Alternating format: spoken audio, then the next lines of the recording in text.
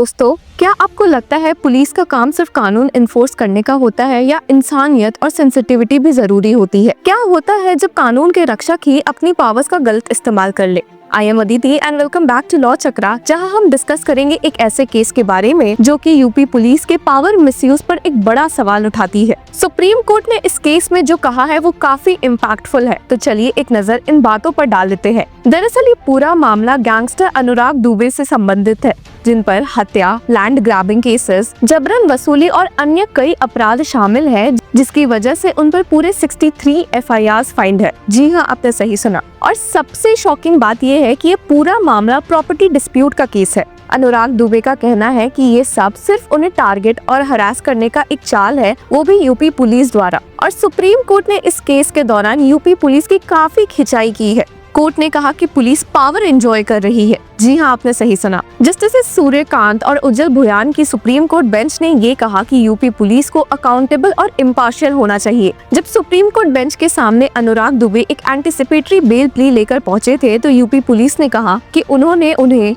Investigation में cooperate नहीं किया है। लेकिन ये सुनकर सुप्रीम कोर्ट बेंच ने एक बहुत ही शॉकिंग बात कही, और चलिए एक बार इस पर नजर डाल लेते हैं। सुप्रीम कोर्ट बेंच ने कहा कि वो शायद इसलिए सामने नहीं आ रहे होंगे क्योंकि उसे पता है कि आप एक और झूठा केस दर्ज करेंगे और उसे अरेस्ट कर लेंगे। अब आप ही सोचिए कि कहीं ना कहीं सुप्रीम कोर्ट बेंच भी यूपी पुलिस पर शक की निगाहें डाले बैठी हुई है। पर मामला यहाँ खत्म नहीं होता है। एक तीखे लफ्ज में सुप्रीम कोर्ट ने ऐड भी किया कि अपने डीजीपी को ये मैसेज दे दीजिए कि जिस मोमेंट दुबे को हाथ लगाया जाएगा, हम ऐसा स्ट्रिक्ट ऑर्डर पास करेंगे जो वो अपनी पूरी जिंदगी याद रखेंगे। यूपी पुलिस पर ये इल्जाम लगाते हुए कि वे हर बार दुबे के अगेंस्ट एक केस लेकर मौजूद हो रहे हैं, सुप्रीम कोर्ट बेंच ने स्टेट किया कि वे अब खुद से कोर्ट्स के पावर भी अज्यूम कर रहे हैं। फटकारते हुए सुप्रीम कोर्ट बेंच ने कहा, जो इंसान एक रजिस्टर्ड सेल डीड के थ्रू प्रॉपर्टी खरीदता है, उससे आप लैंड ग्रैबर कह देते हो। ये सिविल डिस्प्यूट है या क्रिमिनल डिस्प्यूट, हम सिर्फ ये पॉइंट आउट कर रहे हैं कि आपकी पुलिस कितनी डेंजरस टेरिटरी में घुस रही है और इस पावर का मजा ले रही है।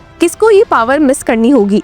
आप पुलिस की पावर भी अज्यूम कर रहे हो और सिविल कोर्ट की पावर भी, और इसीलिए आप एंजॉय कर रहे हो। कोर्ट ने ये भी कहा कि ऐसे केसेस सिर्फ एक इंसान को परेशान करने के लिए यूज किए जा रहे हैं। ये केसेस एक बहुत ही सिस्टमिक प्रॉब्लम की तरफ पॉइंट आउट कर रहे हैं, मिसयूज ऑफ पावर। कोर्ट ने कहा कि पुलिस को सेंसिटाइज करने की काफी जरूरत है ताकि वो अपना काम इंसानियत के साथ करे, सिर्फ पावर का मिसयूज नहीं करते हुए। इस केस में लैंड ग्रैबिंग एक मेजर इशू था। दुबे ने कोर्ट में कहा कि उनके खिलाफ केसेस सिर्फ फेक एलिगेशंस है और उन्हें टारगेट करने के लिए किए जा रहे हैं। लैंड डिस्प्यूट्स की वजह से कोर्ट इंटरवेंशन जरूरी हो जाता है और सुप्रीम कोर्ट ने इस केस में एक स्ट्रिक्ट स्टैंड लिया है। तो दोस्तों, आपको क्या लगता है, क्या पुलिस की अकाउंटेबिलिटी बढ़ाने के लिए नए रिफॉर्म्स लाने चाहिए? और ये भी कि क्या इन केसेस में जुडिशरी एक जजमेंट और ऑर्डर पास करने के लिए काफी स्ट्रॉन्ग होते जा रही है? कमेंट करके हमें जरूर बताएं और ऐसे लीगल अपडेट से जुड़े रहने के लिए कीप फॉलोइंग लॉ चक्रा।